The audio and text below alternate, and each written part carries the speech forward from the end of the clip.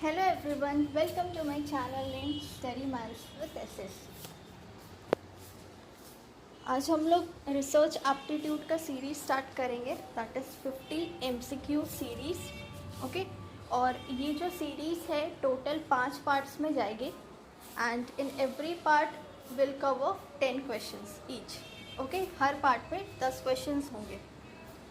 सो शुरू करते हैं।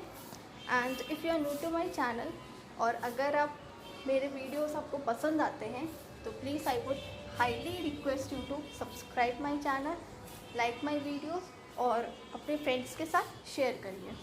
Okay, so let's proceed. Here is the first question. Good research focuses on which of the following. एक अच्छा research किस चीज़ पे फोकस करता है? ऑप्शंस है formulating generalizations, theories, principles and innovations. Option B, social welfare. Option C, subjectivity analysis of a situation, or is it all of the above? So answer for this question would be option A, that is formulating generalizations, theories, principles and innovations. C question में क्या पूछ रहा है कि good research किस पे ज़्यादा focus करती है? ऑब्वियस है, एक अच्छा रिसर्च किस चीज़ पे ज़्यादा फोकस करेगा? अगर वो थ्योरीज़ बनाएगा, नई नई थ्योरीज़ इन्वेंट करेगा, फिर उन थ्योरीज़ को वो जनरलाइज करेगा, ओके, प्रिंसिपल्स को फॉलो करेगा एंड इनोवेशंस करेगा। इनोवेशंस मतलब नई नई चीज़ें, तकनीक आगे लेकर आएगा। ओके, सो इसलिए ऑप्शन ए हमारा करेक्ट आंसर होगा। और ऑप्शन सी क्या कह रहा है?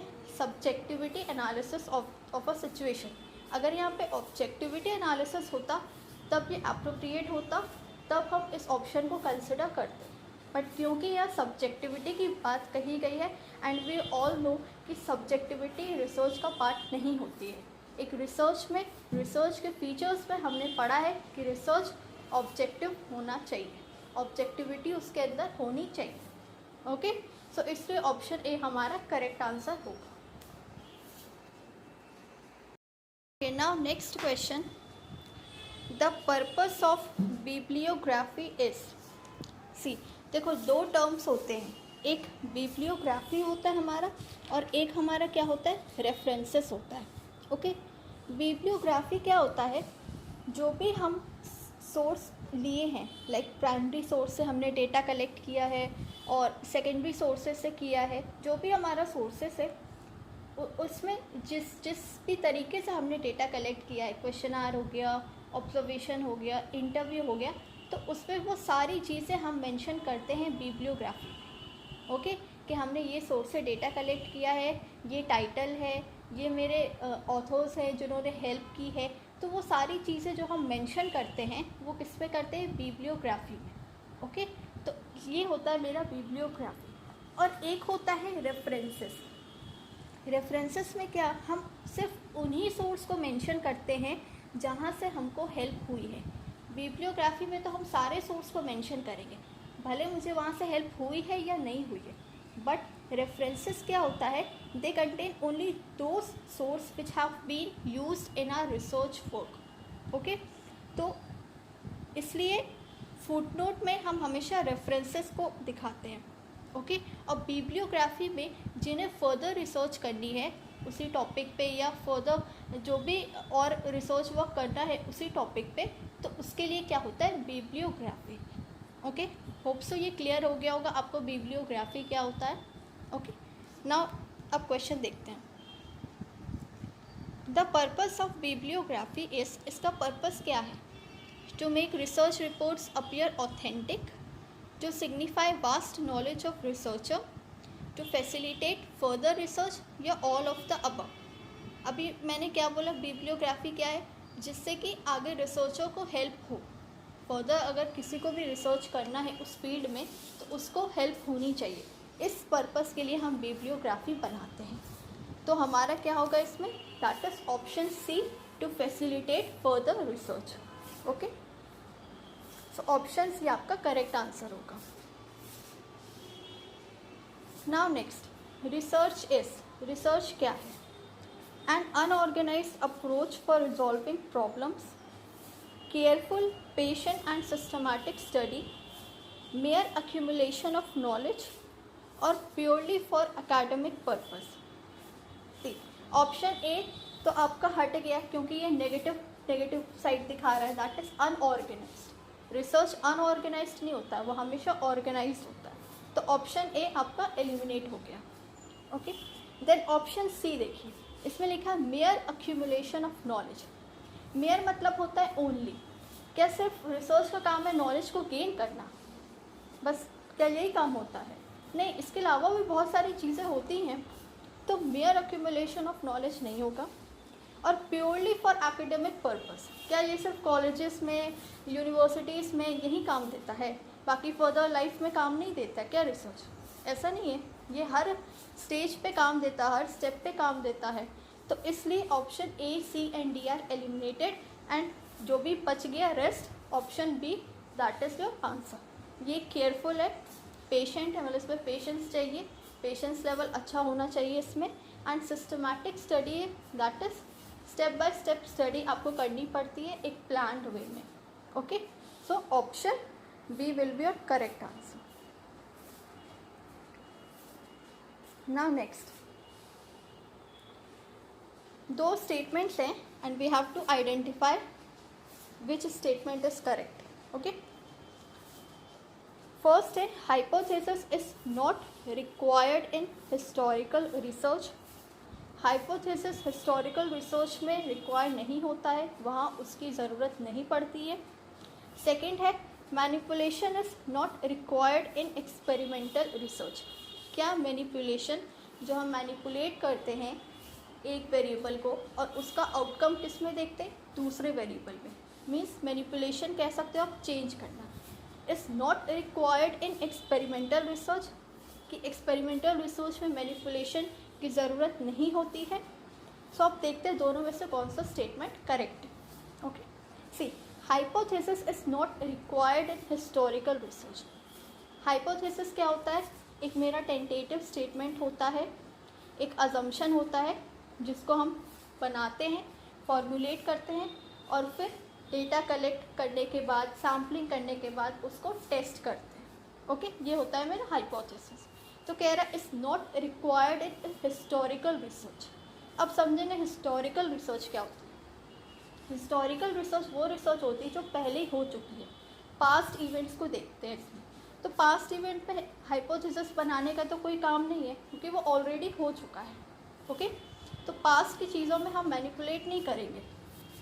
जो है जैसा है एज इट इज़ वो वैसा ही रहेगा. तो यस, फर्स्ट स्टेटमेंट हमारा क्या करेक्ट है कि हाइपोथेसिस क्या होता है, रिक्वायर्ड नहीं होता है in historical research. Okay, now second statement कह रहा है कि manipulation is not required in experimental research. Obviously ये गलत है क्योंकि एक्सपेरिमेंटल रिसर्च में हमने क्या पढ़ा है? हमने यही पढ़ा ना कि हम दो वेरिएबल्स पे एक्सपेरिमेंट करते हैं. एक वेरिएबल्स को मैनिपुलेट करते हैं, उसमें चेंजेस करते हैं एंड उसका जो इफ़ेक्ट है या उसका जो आउटकम है हम किस पे देखते हैं? दूसरे वेरिएबल्स पे देखते हैं. यही होता है ना एक्सपेरिमेंट रिसर्च में. तो इसमें क्या करते हैं? मैनिपुलेशन करते हैं. तो मैनिपुलेशन तो इसका इम्पॉर्टेंट पार्ट है, इसलिए सेकेंड स्टेटमेंट हमारा गलत हो जाएगा एंड फर्स्ट स्टेटमेंट हमारा करेक्ट होगा. अब क्वेश्चन पूछ रहा है which of the above statements are incorrect. So yes, which of the above statements are incorrect पूछ रहा है. सो सेकेंड स्टेटमेंट हमारा क्या होगा? इनकरेक्ट होगा, जो कि गलत है. ओके, सो ऑप्शन बी होगा आपका करेक्ट आंसर कि इसमें मैनिपुलेशन रिक्वायर्ड होती है और इसमें दिया हुआ है कि मैनिपुलेशन इज़ नॉट रिक्वायर्ड, इसलिए ये स्टेटमेंट आपका गलत हो गया.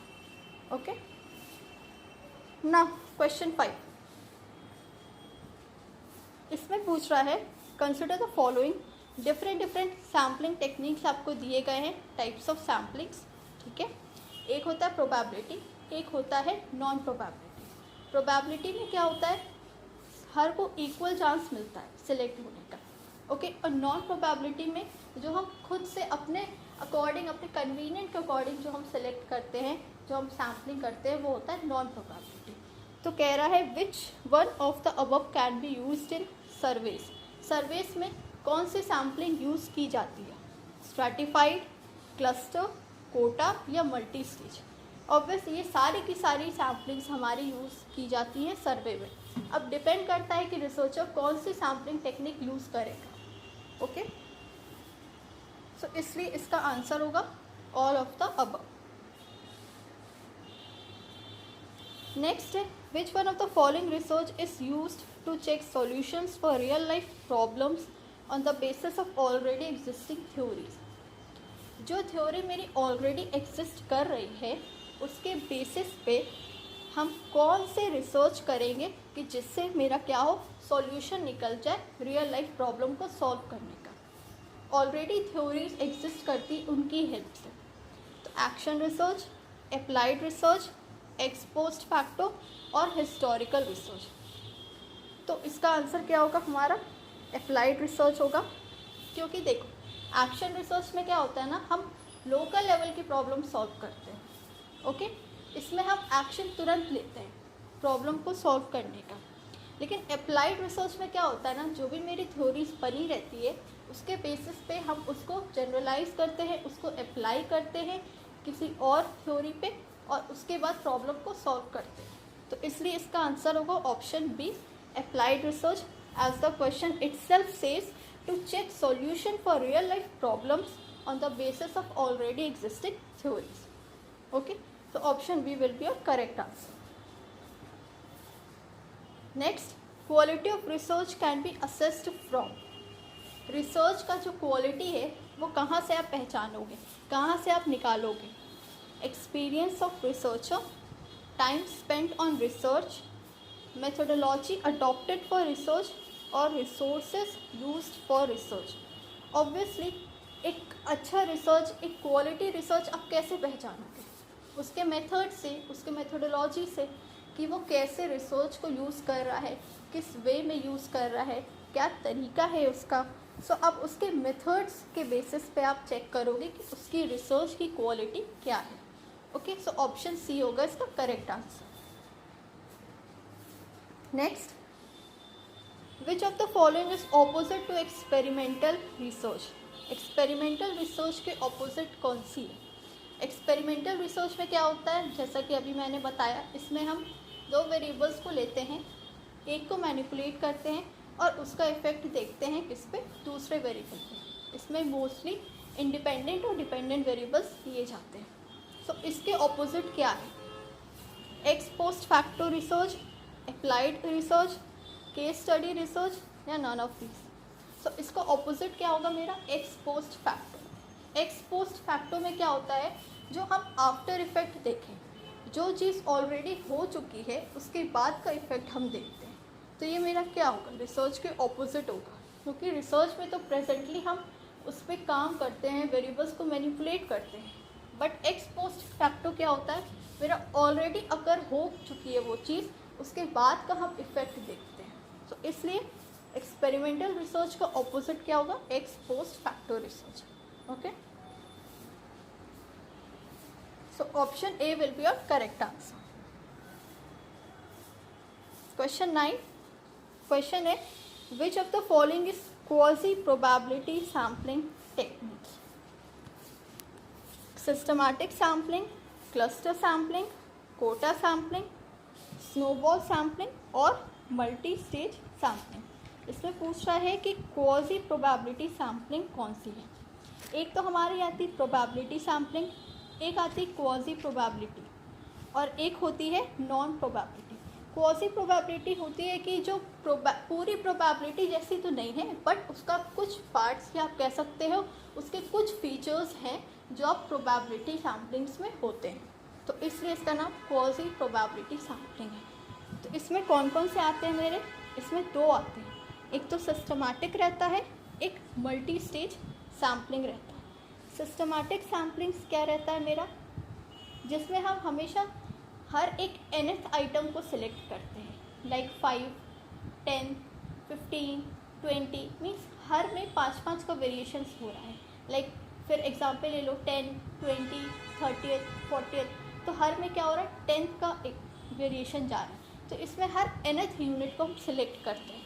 ये हो गया मेरा सिस्टमैटिक। और मल्टी स्टेज क्या हो गया कि जिसमें मल्टीपल लेवल्स में हम क्या करते हैं, सैम्पलिंग करते हैं। ओके, एक स्टेज में हम सिलेक्ट किए, फिर जो हम like A B C D है, ओके, B और C को A से लेके E तक है, मैंने A से लेके C तक सिलेक्ट किया, ओके, फिर मैंने B C को सिलेक्ट किया, फिर B C में से फाइनली मैंने B को सिलेक्ट किया। तो ये क्या हो रहा है, ये मल्टीपल लेवल्स पे या मल्टीपल स्टेज में हम सैम्पलिंग कर रहे हैं। So this is called multi stage sampling.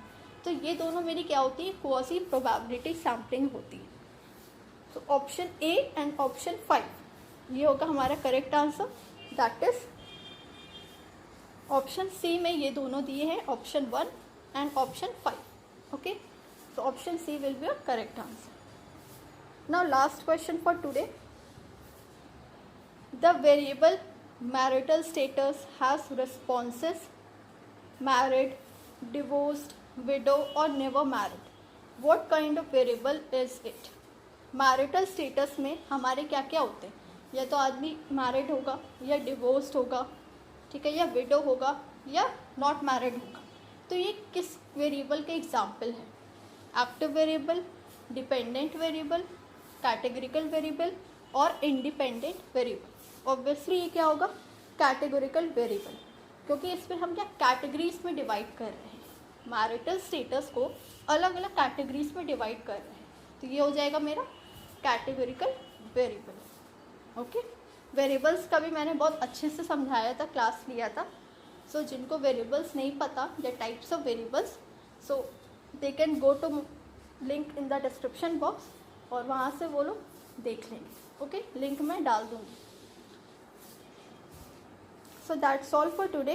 आज के ये 10 क्वेश्चंस है एंड रिमेनिंग 40 क्वेश्चंस जो है हम बाकी के 4 पार्ट्स में करेंगे।